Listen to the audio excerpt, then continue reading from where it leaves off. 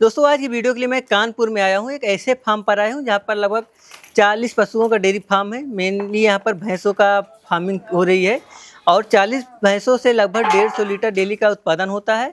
और यहाँ के जो फार्मर हैं, सबसे बड़ी बात वो मात्र 17 साल के हैं और इतनी कम उम्र में अपना डेयरी फार्म ऑर्गेनाइज कर रहे हैं और महीने का लगभग 3 से 3.5 लाख की कमाई कर रहे हैं। आइए इस वीडियो के माध्यम से आपको मिलवाते हैं यहाँ के जो फार्मर हैं और जानते हैं अपना डेयरी फार्म कैसे चला रहे हैं, क्या लागत लगती है, कितनी कमाई होती है, कौन कौन सी तकनीक अपना रहे हैं और इनसे जानते हैं डेयरी फार्म में कौन कौन सी परेशानियाँ आती हैं और उसका निवारण कैसे करते हैं। आइए यहाँ के फार्मर से मिलते हैं सबसे पहले। तो दोस्तों यहाँ के ऑनर हमारे साथ हैं। सर नमस्कार। नमस्कार सर। तो सबसे पहले आपका स्वागत है कृषि धारा में। Thank you sir. सबसे पहले जो हमारे किसान भाई देख रहे हैं उनको छोटा सा परिचय दीजिए। मेरा नाम अर्पित यादव है। मैं सरसौल कानपुर का रहने वाला हूँ। मेरी उम्र 17 साल है। मैं और हमारे पिताजी एक छोटा सा डेयरी फार्म चलाते हैं जिसपे एनिमल्स हैं हमारी 50 to 55। आपका जो डेयरी फार्म है कब से शुरू हुआ है, कब से चल रहा है? सर ये हमारे पिताजी ने शुरुआत की थी 2012 पे। जी। ये 2012 से हमारा डेयरी फार्म चल रहा है। इस पे हमारे पिताजी पहले थे, अब हम भी हैं उनके साथ। अपनी पढ़ाई भी पूरी कर रहे हैं और ये साथ में ये भी देख रहे हैं। अच्छा, तो किस क्लास में है अभी? अभी सर हम 12th क्लास में। अभी 12th में है जी। देख रहे हैं 12th क्लास में है और डेयरी फार्मिंग कर रहे हैं। तो आपका फ्यूचर में क्या करने का, डेयरी फार्म में या किसी जॉब में जाने का? जॉब पे तो नहीं है बट डेयरी फार्म ही करेंगे और इसको अच्छे तरीके से करेंगे, थोड़ा सा एडवांस लेवल पे, हाईटेक तरीके से। तो अर्पित भाई अपने यहाँ कितने पशु हैं टोटल? अपने यहाँ सर 50 से 55 पशु हैं। 50 से 55 जी। टोटल भैंसी हैं? जी लगभग 45 भैंस है जी और उसके बाद कुछ गाय और फिर उनके बच्चे। तो गाय में देख रहा हूँ केवल 2 हैं, भैंसी ज़्यादा हैं। तो क्या भैंस में ज़्यादा फायदा है या गाय में? सर अगर देखा जाए तो भैंस में ज़्यादा फायदा है। हाँ। भैंस पे ज़्यादा हमें मतलब परेशान होने की जरूरत नहीं पड़ती। भैंस कम बीमार पड़ती है, दूध में फैट ज़्यादा आती है। इस पे इसका दूध का जो रेट है वो अच्छा है। दूध पे गाय का इतना वो नहीं है कि मतलब हाई रेट पे इसका दूध बिके और इन पे दिक्कतें ज़्यादा आती है, बीमारियाँ इन पे बहुत आती है गाँव में। जी। भैंसों में बीमारियाँ नहीं आती? जी आती हैं, बहुत कम आती हैं। हाँ। तो टोटल जैसे आपने बताया 40 से 45 पशु हैं जी। तो इसमें मिल्किंग में कितने पशु हैं? सर अभी हमारी मिल्किंग पे चल रही है 38 से 40 के बीच पे। 38 से 40 जी। तो कितने अभी ड्राई पीरियड में? लगभग 5 से 6। 5-6 हैं जी। तो गाभिन में भी होंगी सभी? हाँ हाँ। तो इस समय कितना उत्पादन हो जा रहा है? सर अभी दूध का उत्पादन हो रहा है लगभग 150 से 200 लीटर तक। 150 से 200 लीटर डेली? तो दूध का क्या करते हैं आप? सर हमारा दूध कानपुर में जाता है और दुकानों पे सोल्ड होता है। तो कितने रेट में बिक जाता है अपना दूध? यही 60 से 65।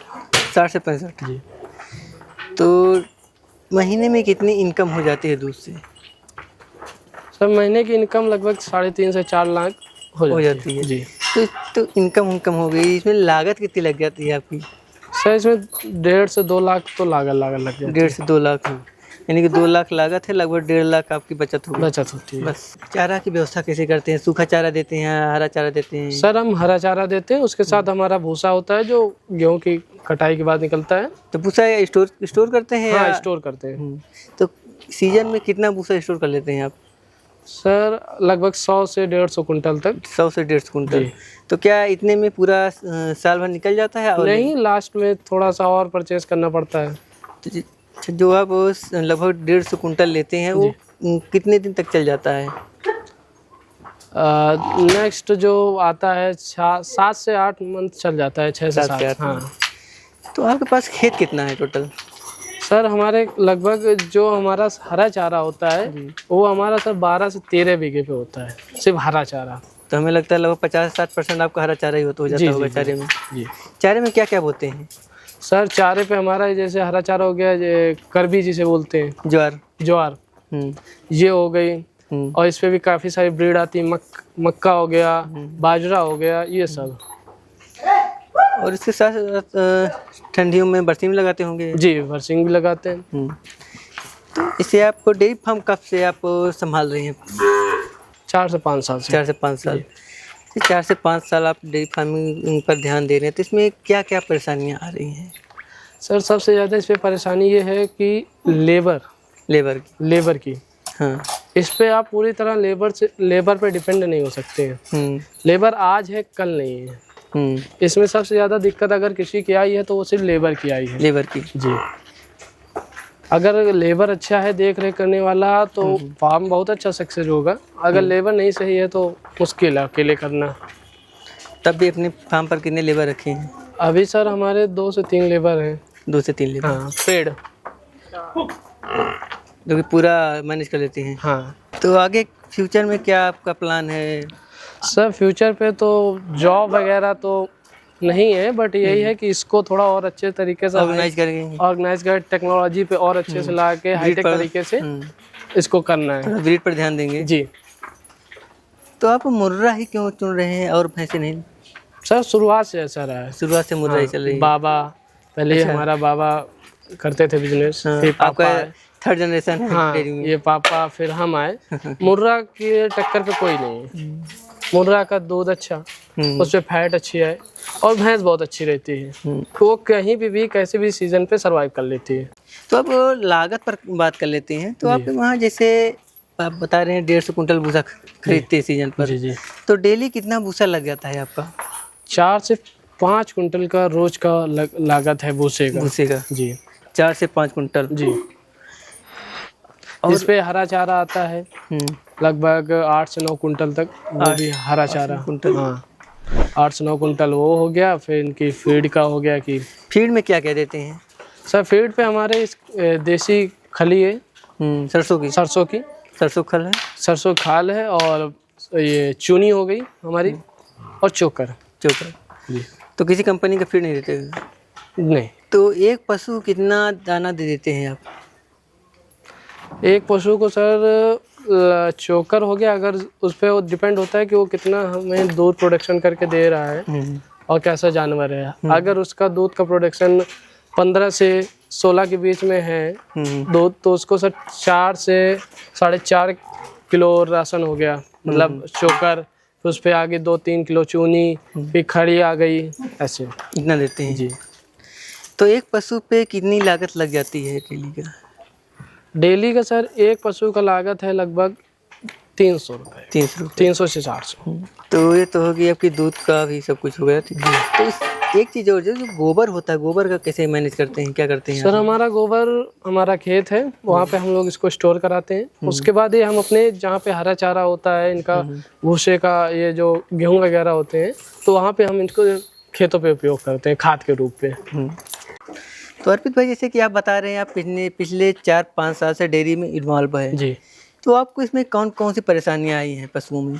देखिए सबसे बड़ी परेशानी ये आई है, चाहे गाय हो चाहे भैंस, हाँ, अगर किसी भी जानवर ने बेल निकाल दी हाँ, तो किसान के लिए सबसे ज़्यादा सरदर्द हो जाता है। किसान का खाना पीना सब हराम हो जाता है। यानी कि उसे देखभाल करना, इतना रातों दिन जगना। हाँ, अगर थोड़ी सी भी देखभाल कम हुई तो जानवर उस पर बिगड़ सकता है। जब ब्याने के बाद वो दूध का प्रोडक्शन कम कर सकता है। काफ़ी सारे किसान होते हैं कि इसको ऐसे नॉर्मल ही अवॉइड कर देते हैं, तो ये उस किसान के लिए सबसे ज़्यादा खतरनाक हो सकता है। इस पर क्या होता है कि अगर ज़्यादा पशु ने बेल निकाल दी तो पशु मर भी सकता है। अगर ना ऐसा कुछ हो पाया तो इस पर इन्फेक्शन फैल जाता है। अगर ज़्यादा इन्फेक्शन फैल जाए तो मर भी सकता है, पशु बेकार हो जाता है, बेकार भी हो जाता है जिससे। और सही से अगर सही हो भी गया तो सही से मिल्क अपना प्रोड्यूस सही से नहीं कर पाएगा। मिल्क प्रोड्यूस भी नहीं कर पाएगा, दोबारा गाभिन भी नहीं हो पाएगा, गाभिन भी नहीं हो पाएगा। तो ऐसी परेशानी आती है आपके फार्म पे, आप क्या करते हैं? इसके लिए हम पाउडर देते हैं। कौन सा पाउडर? पीछा मुक्ति। पीछा मुक्ति जी। तो कितना खिलाते हैं इसे? इसको सुबह शाम 250-250 ग्राम देने से कंपनी का ये कहना है कि अगर आप इसे सुबह शाम 250-250 ग्राम देते हैं तो आपका इसका रिजल्ट 2 दिन में मिल जाएगा। 100% 2 दिन में 100%। यदि नहीं मिला तो कंपनी की गारंटी है कि अगर आपको नहीं मिला तो आप कंप्लेन करें इसकी, आपका पूरा पैसा रिफंड हो जाएगा। पूरा पैसा रिफंड हो जाएगा। तो जैसे कोई किसान के यहाँ प्रॉब्लम चल रही है, वो इस पाउडर को मंगाना चाहे तो कैसे मंगाएगा? वीडियो पे नंबर आ रहा है कंपनी का जी, आप उस पर कॉन्टेक्ट करके मंगा सकते हैं जी। और इसका रिजल्ट बहुत अच्छा है। आप एक बार इसको यूज़ करें, उसके बाद आपको रिजल्ट मिल जाएगा। ओके। तो भाई आप किसानों को क्या संदेश देना चाहेंगे? डेयरी में फायदा है या नहीं फायदा? डेयरी करना चाहिए या किसानों को हम यही सलाह देना चाहेंगे कि डेयरी पे फायदा है, बट आप उस पे खुद इन्वॉल्व हो, लेबर के सहारे इसको मत छोड़ें, खुद आप अपने इस पे मेहनत करें और अच्छे से अच्छे पशु को खिलाएं, अच्छे पशु रखें। 101% इस पे सफलता है। तो जो आज के नवयुवा हैं, नए युवा हैं, वो तो नौकरी के पीछे भाग रहे हैं जी, वो तो डेयरी में या कृषि में तो आना ही नहीं चाहते। जी।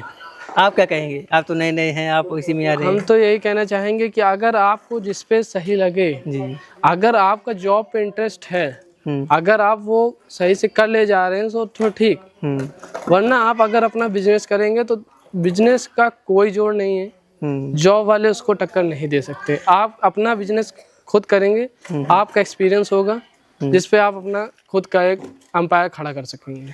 जैसा कि आज मैं सुबह जब उनके फार्म पर आया तो अर्पित भाई ट्रैक्टर के शोरूम पर मिले। जी, आज उन्होंने एक नया ट्रैक्टर भी लिया है, इसके लिए आपको बहुत बहुत शुभकामनाएं। धन्यवाद, धन्यवाद। तो ये आपका कौन सा ट्रैक्टर है? कितना ट्रैक्टर हो गया आपके पास? ये सर अगर हम अपने घर पे पूरी गाड़ियां बताएं तो ये सर 16 से 17 गाड़ियां हो चुकी हैं। 16-17 जी। इस पे हमारा ये दूसरा नया ट्रैक्टर है। किसान अपना मतलब ये किसानी करने के लिए लिया है हमने, खेती बाड़ी करने के लिए, हरा चारा बोने के लिए और भैंसों को जो मतलब काम पड़ता है चारा काटने के लिए, हर कुछ के लिए और दूसरों फार्मर के काम के लिए भी। जी, सब कुछ के लिए। भैया आपका बहुत बहुत धन्यवाद, अपने अपना समय दिया। धन्यवाद। फिर मिलते हैं किसी नए वीडियो में। जी।